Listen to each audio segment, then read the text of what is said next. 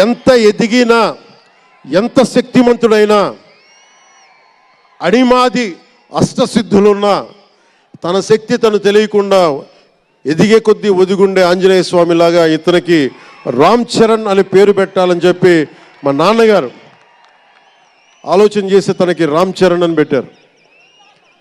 అలాగే రామ్ చరణ్ నాకు, ఎందుకంటే నాకు చిరంజీవి గారు అన్నయ్య కాదు, పితృ సమానులు, తండ్రి సమానులు. మా వదిన నాకు మాతృమూర్తి. సో నాకు రామ్ చరణ్, నేను బాబాయ్ వీటన్నిటికంటే కూడా నాకు ఎప్పుడు ఒక తమ్ముడు.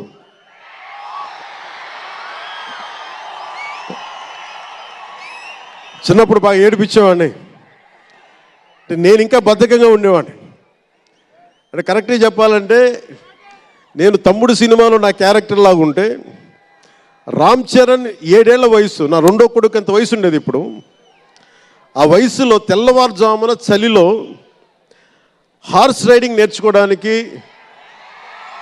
మొత్తం ఆ హెల్మెట్తో పాటు అన్నీ పెట్టుకొని షూస్ అన్నీ సర్దుకొని రాత్రే నేను సోఫాలో పడుకొని ఉంటే వచ్చి పాపం నన్ను లేపి, ఇంకా నేను పడుకునేవాడిని, తను రెడీ అయిపోయి నన్ను లేపి ఒకసారి నేను దింపాల్సి వచ్చేది.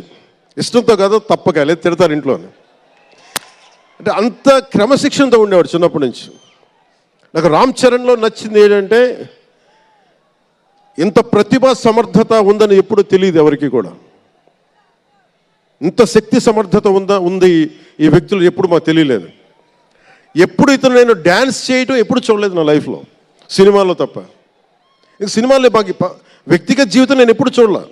అసలు మ్యూజిక్ వేస్తే కాలు కూడా ఆడించడు, కానీ అంత అద్భుతమైన డాన్సర్.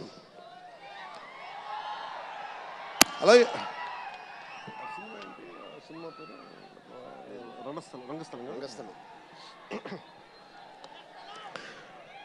రంగస్థలం గురించి సుకుమార్ గారి డైరెక్షన్లో రంగస్థలం, నాకు నటన చూసి ఇతనికి బెస్ట్ యాక్ట్ అవార్డు రావాలని మనస్ఫూర్తిగా అనిపించింది. అంటే అంత గొప్ప పెర్ఫార్మెన్స్ చేశాడు. భవిష్యత్తులో ఇతను ఉత్తమ నటుడు కూడా కావాలి, ఉత్తమ నటుడు అవార్డు అందుకోవాలి. ఎందుకంటే తనకి ఇక్కడ పెరగల, ఆంధ్రాలో పెరగల, కీలకమైన సంవత్సరాలన్నీ తమిళనాడులో పెరిగాడు, కొంత హైదరాబాద్లో, తెలంగాణలో పెరిగాడు. ఇక్కడ గోదావరి జిల్లాల తాలూకు